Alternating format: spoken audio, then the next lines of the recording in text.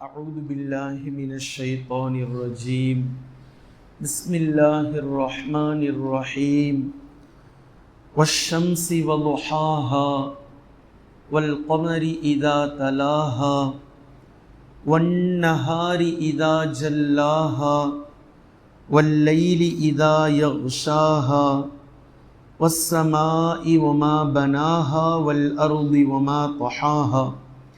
கண்ணியத்திற்குரிய அல்லாஹ்வின் அடியார்களே, ரமலானுக்கு முன்னால் என்ற இந்த தலைப்பின் கீழ் ஒரு சில செய்திகளை இதுவரை நாம் கண்டறிந்திருக்கின்றோம்.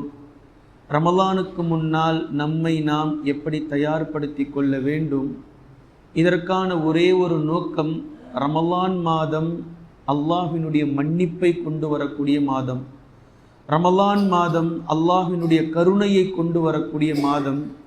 இதில் நாம் எந்த தவறும் செய்து அல்லாஹ்வினுடைய மன்னிப்பையோ அல்லது அல்லாஹ்வினுடைய ரஹ்மத்தையோ பெறாமல் ரமலான் மாதத்தை கடந்து விடக்கூடாது. அப்படி நாம் கடந்து விட்டால் ஜிப்ரீல் அலைஹிஸ்ஸலாம் அவர்கள் நமக்கு எதிராக செய்திருக்கக்கூடிய அந்த பத்துஆவிற்கு நாம் ஆளாவோம். நபி ஸல்லல்லாஹு அலைஹி வஸல்லம் அதை வழிமொழிந்திருக்கிறார்கள், ஆமீன் என்று. இந்த பாவதாரிகளுடைய கூட்டத்திலிருந்து அல்லாஹ் நம்மை பாதுகாப்பானாக. அப்படி என்றால் ரமலானை அல்லாஹ் எந்த அடிப்படையில் நம்மை அணுகச் சொல்லி இருக்கின்றானோ அந்த அடிப்படையில் முற்றிலும் இந்த ரமலானை நாம் அணுக வேண்டும். அதற்காகத்தான் ரமலானுக்கு முன்னால் என்ற ஒரு சில விஷயங்கள். இப்போது இன்றைய தினம் சூரத்து ஷம்ஸை நீங்கள் பாருங்கள். அல்லாஹு தாலா மிக அழகான ஒரு செய்தியை சொல்கின்றான். இந்த சூறாவை நாம் 3 கூறுகளாக பிரிக்கலாம். முதலில் அல்லாஹு தாலா சத்தியம் செய்யக்கூடிய ஒரு சில விஷயங்கள், சத்தியம் செய்துவிட்டு சொல்லக்கூடிய விஷயங்கள் இரண்டாவதாக, பின்பு மூன்றாவது ஒரு படிப்பினையான விஷயம். இந்த 3 கட்டங்களாக இந்த சூறாவை பிரித்து பார்த்தால் இன்று நமக்கிடையில் இருக்கக்கூடிய ஒரு தவறு என்ன என்பதை அல்லாஹு தாலா மிக அழகாக இந்த இடத்தில் நமக்கு புரிய வைக்கின்றான். பொதுவாக நீங்கள் யாரிடத்திலாவது சென்று ஒரு நல்ல விஷயத்தை சொல்லும்போது 99.99 விழுக்காடு மக்கள் பேசக்கூடிய ஒரு வார்த்தையை நான் சொல்கின்றேன், இல்லா மாஷா அல்லாஹ், அல்லாஹ் நாடிய அந்த 1 விழுக்காடு மக்களை தவிர. பொதுவாக பேசுவார்கள், நீங்க சொல்றது எல்லாமே கரெக்டு தாங்க, ஆனா ஊர்ல யாரும் அதெல்லாம் கேட்க மாட்டாங்க, ஊருக்குள்ள யாரும் திருந்த மாட்டாங்க அப்படின்ற ஒரு வார்த்தை சொல்லுவாங்க. நீங்க எங்க இருக்கிறீங்க, அவரும் அந்த ஊர் தான். சொல்றது புரியுதுங்களா? இப்போ இதே விஷயத்தை இன்னொருவர்கிட்ட நீங்க போய் பேசுனீங்கன்னா அவரும் இதே சொல்வார், நீங்க சொல்றது எல்லாம் கரெக்டு தாங்க, ஆனா ஊருக்குள்ள யாரும் கேட்க மாட்டாங்க, ஊருக்குள்ள எவனும் திருந்த மாட்டான். இப்போ அவர் எங்க இருக்கிறாரு, அவரு ஊருக்குள்ள தான் இருக்கிறார். இப்போ இதே விஷயத்தை 3ஆம் மனிதர்கள்கிட்ட நீங்க போய் சொன்னீங்கன்னா அவரு சொல்லுவாரு, நீங்க சொல்றது எல்லாமே கரெக்டு தான் ஹஸ்ரத், ஆனா ஊருக்குள்ள எவனும் இதை கேட்க மாட்டான். இப்போ அவர் எங்க இருக்கிறாரு, அவரு ஊருக்குள்ள தான் இருக்கிறார். இப்போ ஊருக்குள் இருக்கக்கூடிய 1000 நபர்களிடத்தில் நீங்கள் தனித்தனியாக சென்று ஒரே விஷயத்தை கூறினால் ஒவ்வொரு நபர்களும் இதையே சொல்வார்கள், ஊருக்குள்ள யாரும் கேட்க மாட்டாங்க, ஊருக்குள்ள யாரும் திருந்த மாட்டாங்க. ஆனா எங்க இருக்கிறாங்க அவங்க எல்லாருமே ஊருக்குள்ள தான் இருக்கிறாங்க. இப்போ இதனுடைய விஷயம் என்னவென்றால், இவர் அடுத்தவர்களை சொல்வாரே தவிர நான் கேட்கிறேன், நான் மாறுகின்றேன், மாற்றம் என்னிடத்திலிருந்து உருவாகட்டும், நான் திருந்திக் கொள்கிறேன் என்று யாருமே அந்த விஷயத்திற்கு வருவதில்லை. இதை அல்லாஹு தாலா இந்த சூரத்து ஷம்ஸில் படம் பிடித்து காட்டுகின்றான். உதாரணத்திற்கு, ஒரு தாமரைப்பூ மலருது. தாமரைப்பூவை நீங்க என்னைக்காவது எடுத்து முகர்ந்து பார்த்துருக்கிறீங்களா? வாசம் வெளியே வராது, ஆனா எடுத்து நீங்க மூக்கில் வச்சு நுகர்ந்து பார்த்தால் அவ்வளவு மனமா இருக்கும். இந்த தாழம்பூ, தாமரைப்பூ இவைகளுடைய மனங்கள் எல்லாம் மிக பிரம்மாண்டமாக இருக்கும் மனம். ஆனா இந்த தாமரைப்பூ நல்ல தண்ணீரில் மலர்ந்தாலும், பாசி பிடித்திருக்கக்கூடிய தண்ணீரில் மலர்ந்தாலும், சாக்கடையில் மலர்ந்திருந்தாலும், அந்த தாமரைப்பூவை எடுத்து நீங்க நுகர்ந்தீங்கன்னா அவ்வளோ அழகான மனம் இருக்கும்.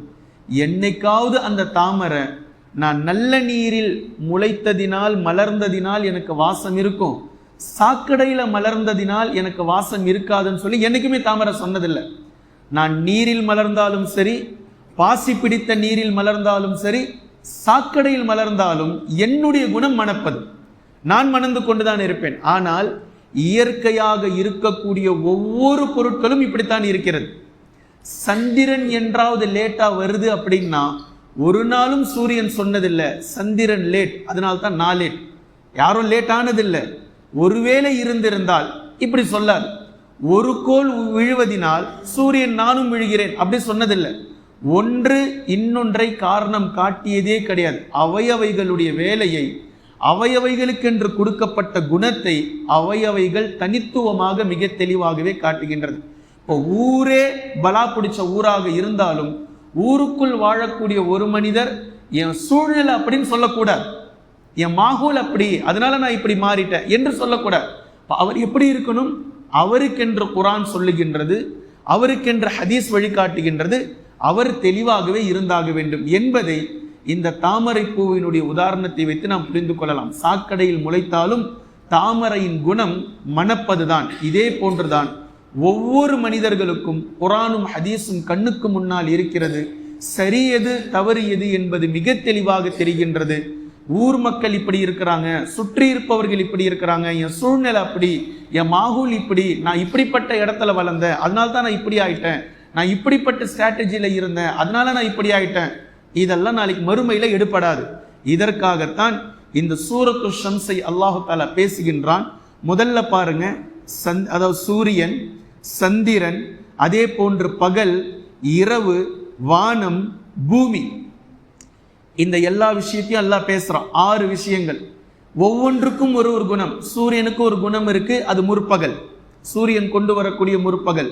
சந்திரனுக்கு அது கொண்டு அதை பின்தொடர்ந்து வரக்கூடிய சந்திரன், சூரியனை பின்தொடர்ந்து வரக்கூடிய சந்திரன். அதே போன்று பகலுடைய குணம், இரவினுடைய குணம், வானத்தின் குணம். இதே போன்று பூமி எப்படி படைக்கப்பட்டிருக்கிறது என்று இந்த 6 இயற்கையான விஷயங்களை சொல்லி இது இதற்கென்று ஒரு குணம் இருக்கிறது. இந்த குணத்தில் இவைகள் என்றாவது மாறி இருப்பதை நீங்கள் பார்த்திருக்கிறீர்களா? இதை தான் எல்லாம் கேட்க வரோம். இவைகளுடைய குணம் இருக்குல்ல, இந்த குணத்தில் என்றாவது ஒரு நாள் மாற்றத்தை யாராவது கண்டிருக்கிறார்களா அப்படின்னா கண்டதே கிடையாது. அப்படி என்றால் இவைகள் மிக தெளிவாக அவையவைகளுடைய குணத்தின் மீது மிக அழகாக இருக்கிறது. இப்போ அல்லாஹு தஆலா சப்ஜெக்ட் பேசுறான். இது 2வது கட்டம். வனஃப்ஸின் வமா ஸவ்வாஹா ஃபஅல்ஹமஹா ஃபுஜூரஹா வதக்வாஹா. மிக ஆழமான விஷயம். ஒரு ஆன்மாவின் மீது சத்தியமாக அதை அல்லாஹு தஆலா செம்மையாக படைத்திருக்கிறான். ஒவ்வொரு மனிதர்களுக்குள்ளாக இருக்கக்கூடிய ஆன்மாவை, ஒவ்வொரு மனிதனையும் அல்லாஹு தஆலா செம்மையாக படைத்திருக்கிறான். எப்படிப்பட்ட செவ்வை என்றால் ஃபஅல்ஹமஹா ஃபுஜூரஹா வதக்வாஹா. அந்த ஆன்மாவிற்கு நாம் இல்ஹாமை ஏற்படுத்தியிருக்கிறோம். இல்ஹாம் என்றால் மன உதிப்பு. ஃபஅல்ஹமஹா, ஒவ்வொரு ஆத்மாவிற்கும் அதனுடைய மன உதிப்பை நாம் ஏற்படுத்தி இருக்கிறோம். எது சரி எது பாவம். ஃபுஜூரஹா வதக்வாஹா, எது பாவம் என்றும் எது இறையச்சம் என்றும் பயபக்தி என்பதையும் நாம் ஒவ்வொரு மனிதருக்கும் மன உதிப்பை ஏற்படுத்தி தான் வைத்திருக்கிறோம். யாரும் நாளைக்கு மறுமையில நான் தெரியாம செஞ்சிட்டேன், நான் புரியாம செஞ்சிட்டேன் அப்படிலாம் சொல்ல முடியாது. யாராவது தொழுகையை விடக்கூடியவர்கள் என்ன தொழுகை விடுறது பாவம் என்று தெரியாமலா விடுறாங்க? இப்ப ஃபஜருக்கு வராம இருக்கக்கூடிய மக்கள் யாராவது நான் ஐயோ தொழுகை விடுறது பாவமா, ஏன் தெரியவே தெரியாதுங்க அப்படின்னு சொல்லியா விடுறாங்க? இல்ல மது அருந்தக்கூடிய சகோதரர்கள் அல்லல்லா மது அருந்துறது பாவமா, இது வரைக்கும் எனக்கு தெரியாது அப்படி சொல்லியா மது அருந்துறாங்க? மது அருந்துவது பாவம் என்பது தெரியும், புகைப்பிடிப்பது பாவம் என்பது தெரியும், தொழுகையை விடுவது பாவம் என்பது தெரியும், அடுத்தவர்களை பற்றி புறம் பேசுவது பாவம் என்றும் தெரியும், அடுத்தவர்களுடைய மானத்தில் விளையாடுவது பாவம் என்றும் தெரியும், குறை கூறுவது பாவம் என்றும் தெரியும். எல்லாம் தெரிஞ்சுதான் செய்யறாங்க. இப்ப எந்த ஒரு நன்மையும் நன்மை என்று தெரிந்து செய்வதை போன்று எந்த ஒரு பாவத்தையும் பாவம் என்று தெரிந்துதான் செய்கிறார்கள்.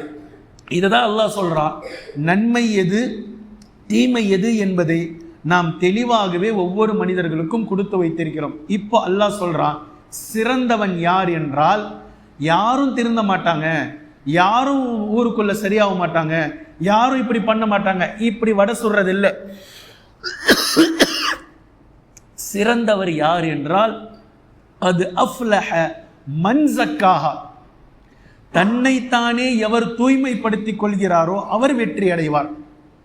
நான் மாறணும், நான் திருந்தணும். எது சரி எது தவறு என்று தெரியுதா இல்லையா? நான் மாறுறேன். குர்ஆன் இப்படித்தான் சொல்கின்றது, ஹதீஸ் இப்படித்தான் சொல்கின்றது. நான் இந்த விஷயத்தில் சரியானவனாக இருக்க முயல்கிறேன் என்று ஒருவர் இருந்தால் அவர் வெற்றியாளி. அதே போன்று வகத் ஹாப மன் தஸ்ஸாஹா, எவர் அந்த மனதை ஆத்மாவை நசுக்கினாரோ, அதாவது பாவத்தின் பக்கம் சென்றாரோ, அவர் நஷ்டவாளியாக ஆகிவிடுவார் என்று அல்லாஹு தஆலா செய்தியை சொல்லி முடிக்கின்றான். மூன்றாவது கட்டம் பாவம் செய்தவர்களை பற்றி சொல்லுகின்றான். பாவம் செய்த முன்டன் சென்ற சமூகம் தெரிந்துதான் பாவம் செய்தார்கள். அவங்க செய்யறது பாவம் என்று தெரிந்தே செய்தார்கள்.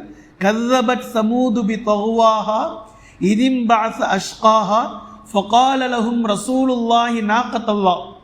இது அல்லாஹ்வின் ஒட்டகம் என்று அவர்களுக்கு அனுப்பப்பட்ட சாலிஹ் இறை தூதர் அலைஹிஸ்ஸலாம் அவர்கள் சொன்னார். இது அல்லாஹ்வின் ஒட்டகம், இதை வெட்டிராதீங்க, இதை கொன்னுராதீங்க, அதற்கென்று ஒரு நாள் நீர் அருந்துவதற்கு கிணத்துல விடுங்க, மறுநாள் நீங்க எடுத்துக்கோங்க என்று சாலிஹ் அலைஹிஸ்ஸலாம் சொல்லியும் ஃபகذبوஹு, சாலிஹ் அலைஹிஸ்ஸலாமை அவர்கள் பொய்ப்பித்தார்கள், தெரிஞ்சுதான் செஞ்சாங்க. ஃபஅகரூஹா, பின்பு அந்த ஒட்டகத்தை மறுத்தார்கள், அறுக்க வேண்டாம் சொல்லி அறுத்தார்கள். ஃபதம்தம அலைஹிம் ரப்புஹும் பிதம்பிஹிம் ஃபஸவ்வாஹா, அந்த ஒட்டகத்தை கண்டம் துண்டமாக வெட்டி சாய்த்து விட்டார்கள். இது அல்லாஹு தஆலா மூன்றாவது கட்டத்தில் மிக தெளிவாக பேசி காமிக்கிறான்.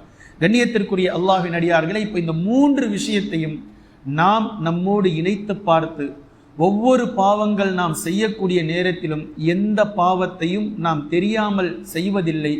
பாவம் என்று தெரிந்துதான் செய்கின்றோம், தெரிந்துதான் தொழுகையை விடுகின்றோம், தெரிந்துதான் புறம் பேசுகின்றோம், தெரிந்துதான் அடுத்தவர்களுடைய மானத்தோடு விளையாடுகின்றோம். எதுவும் தெரியாமல் இல்லை. ரமலானுக்கு முன்னால் இது மிக ஆழமான விஷயம்.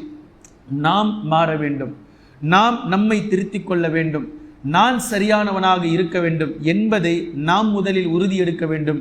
இதற்கு உதாரணம் தான் சூரியன் உதாரணம், சந்திரன் உதாரணம், பகல் உதாரணம், இரவு உதாரணம்.